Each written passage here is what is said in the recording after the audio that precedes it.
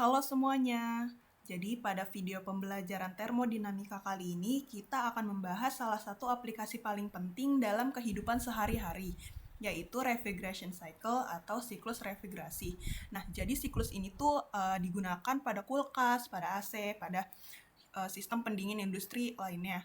Nah, jadi di sini ada komponen dasar penyusun dari refrigerasi cycle atau sistem refrigerasi. Yang pertama tuh ada kompresor. Di sini ada kompresor. Nah, jadi kompresor ini tuh bertugas menaikkan tekanan dan temperatur refrigeran. Jadi pada tahap di sini itu refrigeran berbentuk uap tekanan rendah dikompresi menjadi uap ke tekanan yang lebih tinggi. Kemudian yang kedua di sini ada kondenser.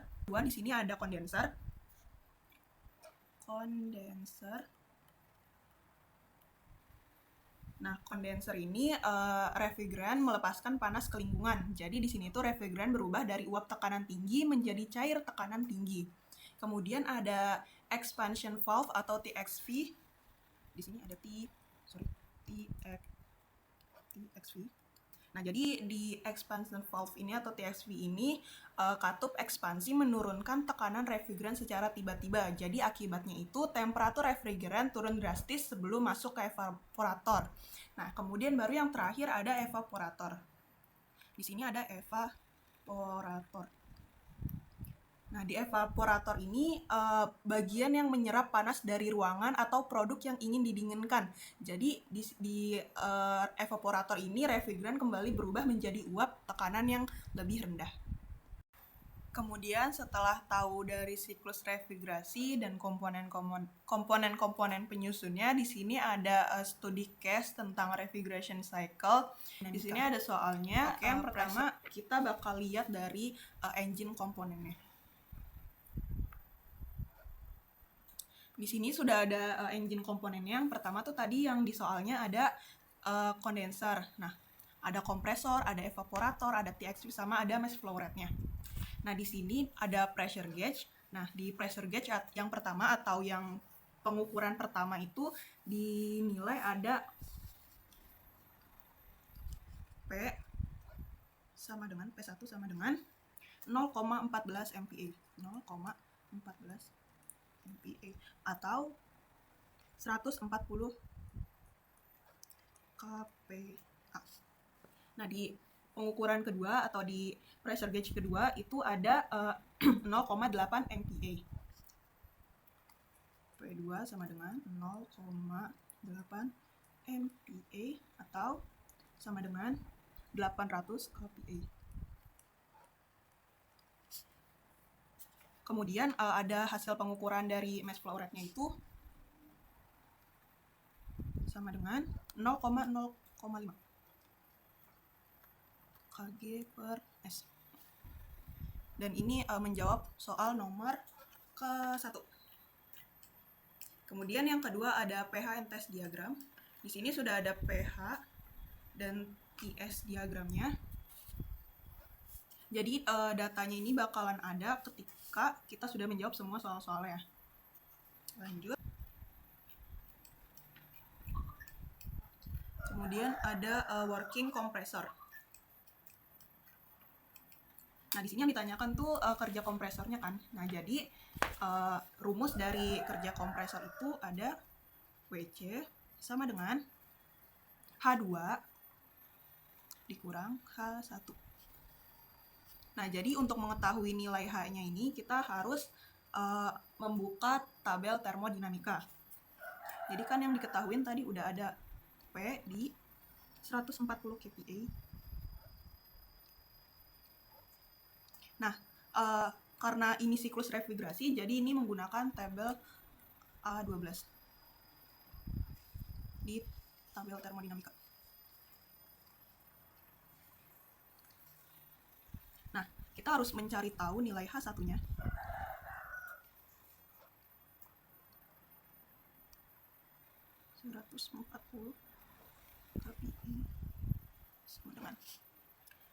Nah, jadi di sini sudah ada tabel termodinamika.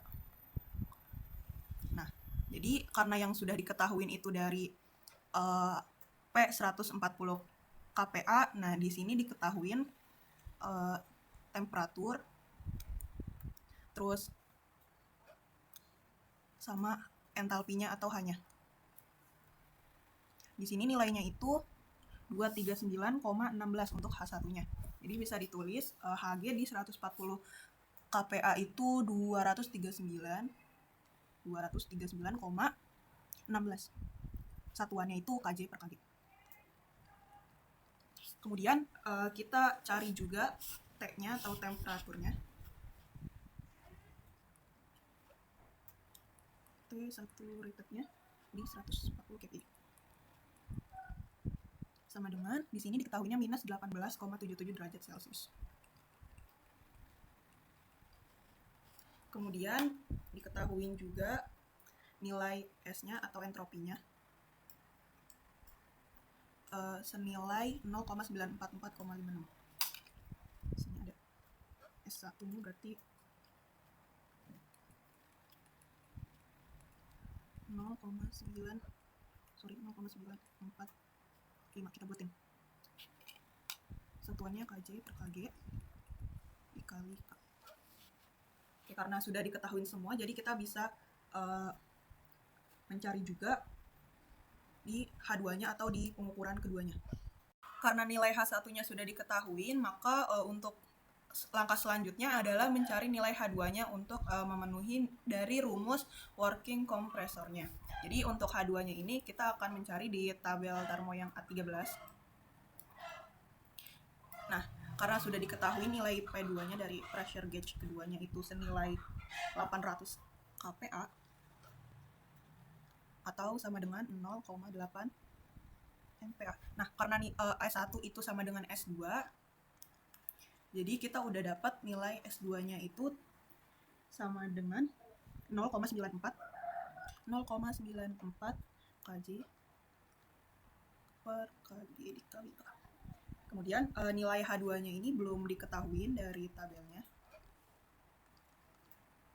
Jadi untuk mengetahui nilai H dan nilai T-nya kita harus menggunakan cara interpolasi. Di sini ada dua nilai yang berdekatan dari nilai S yang sudah diketahui, yaitu 0,94. Di sini yang udah diketahui itu 0,91. Jadi bisa ditulis di sini nilai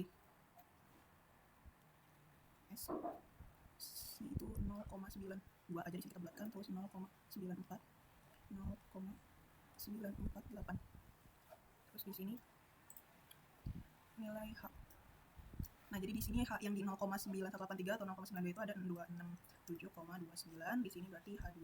Di sini ada di sini berarti 276,82. Di sini kita interpolasi nilai 276,82 dikurang 267,29. Kita perkan 0. Kalau di sini berarti H2. H2 dikurang 267,29. Kemudian yang nilai S-nya 0,948 dikurang 0,9183 atau 0,92 juga nggak salah. 0,94 kurang 0,9183. Ini kita hitung manual menggunakan kalkulator saja, bisa langsung. Jadi di sini kita udah bisa langsung mendapatkan nilai H2-nya itu sama dengan 273,98 kJ per kali. Nah, di sini karena udah diketahui nilai H2-nya, nah teman-teman juga bisa kalau mau cari nilai T-nya pakai cara yang sama kayak untuk mencari nilai H-nya. Jadi di sini semisal kita punya nilai S-nya juga. Di sini berarti nilai T S-nya ada 0,92, 0,94, ini ada 0,948. T-nya tadi yang udah diketahui dari tabelnya berarti ada 31,31 derajat. Terus di sini berarti ada T2. Di sini berarti ada 40 derajat. Ini dari tabel termo yang A13. Kemudian dengan cara yang sama kita bisa hitung. Jadi 0,948 dikurang 0,92 per 0,94 dikurang 0,92 sama dengan berarti 40 dikurang 31,31. Di sini T2 dikurang 31,31. Di sini dihitung manual menggunakan kalkulator, jadi ditemukan nilai T2-nya itu senilai 42 derajat Celcius. Jadi ini bisa langsung kita masukkan ke yang diketahui tadi untuk pengukuran yang kedua. H2-nya itu ada H2-nya itu 273,98 kJ per kg. Sementara untuk T kedua atau suhu keduanya itu ada 42,09 derajat Celcius. Nah, karena nilai H1 dan H2-nya sudah diketahui, jadi kita bisa langsung menghitung dari nilai WC-nya atau working compressor ya. Nah, jadi WC sama dengan H2, tadi H2-nya sudah diketahui 273,98 dikurang H1-nya sudah diketahui juga 239,16 sama dengan 34,82 kJ per kg. Jadi ini sudah kita temukan nilai dari working kompresornya. Kemudian nomor selanjutnya yang D adalah heat remove by condenser atau key out dari kondenser. Nah, untuk rumus key out itu ada H2 dikurang H3. Nah, karena nilai H3-nya belum diketahui, maka kita harus mencari nilai dari H3. Maka di sini nilai yang sudah diketahui ada P3. Karena P3 itu sama dengan P2, jadi nilainya sudah diketahui yaitu 800 kPa. Nah, kemudian berarti kita mencari H3-nya itu sama dengan HF 800 kPa sama dengan. Lalu kita cari juga S3-nya atau SG di 800 kPa. Kemudian kita juga cari T-nya atau suhunya. T saturated-nya di 800 kPa. Nah, jadi kita berarti cari di tabel A12 yang 800 kPa. Karena yang tadi tidak mencakup sampai 800 kPa, jadi kita cari yang 800 kPa. Jadi di sini nilai dari H3 di 800 kPa itu ada HF sama dengan 95,47. Sini kita bisa tulis 95,47 kJ per kg. Kemudian untuk nilai SG-nya di sini berarti ada 0,918. Sini kita tulis, berarti kita bulatkan saja menjadi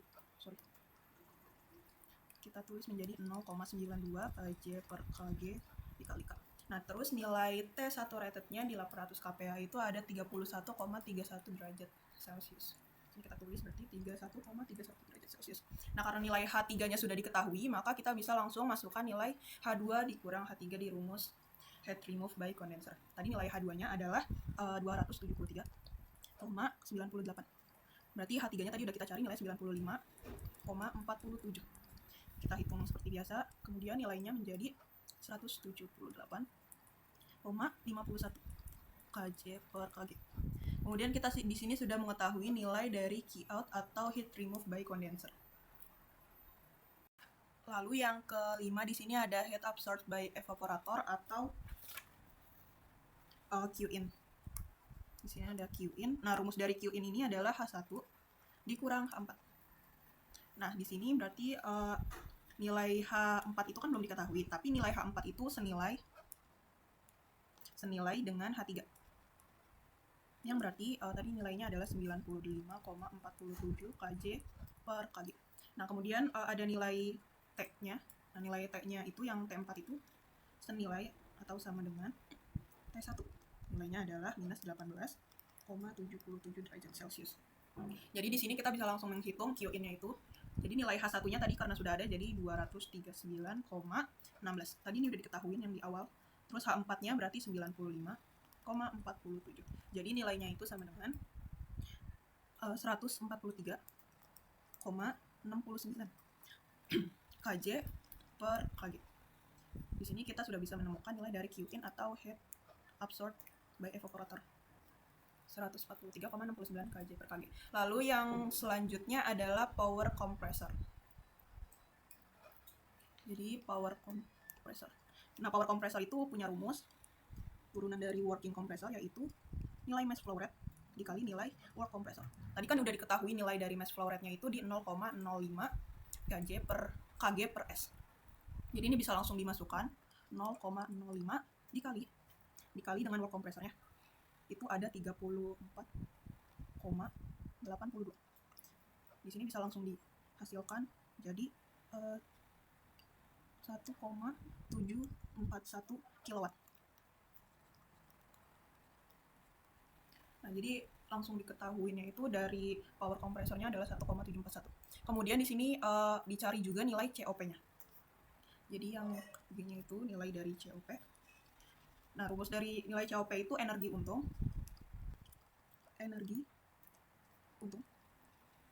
per energi modal. Nah, tadi energi untung itu udah diketahuin juga karena energi untung itu sama dengan Q in per energi modalnya itu dari wall kompresornya. Karena nilai udah diketahuin semua, jadi ini bisa kita langsung masukkan. Q in-nya tadi adalah 143,09, wall kompresornya adalah 34,82. Jadi kita bisa langsung hitung, hasilnya itu adalah 4,126. Nah, karena range-nya ada di nilai 4, maka ini nilai COP yang bagus.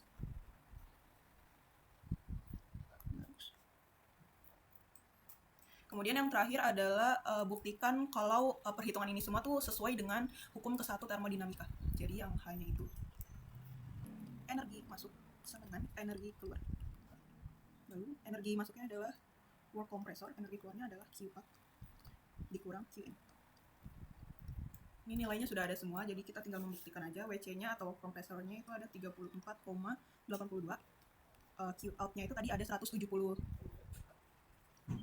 Q out-nya ada 178,51. Berarti Q in-nya ini yang dikurang 143,69. Ini bisa langsung kita hitung saja. Ini kita turunkan 34,82. Nilai ini kita kurangkan hasilnya 34,82. Berarti ini sesuai dengan hukum ke-1 termodinamika karena nilainya ini antara energi masuk dan energi keluarnya itu senilai. Jadi ini bisa kita langsung masukkan semua datanya ke pH dan TS diagramnya. Kemudian dari hasil perhitungan tadi bisa kita taruh langsung di diagram pH dan diagram TS.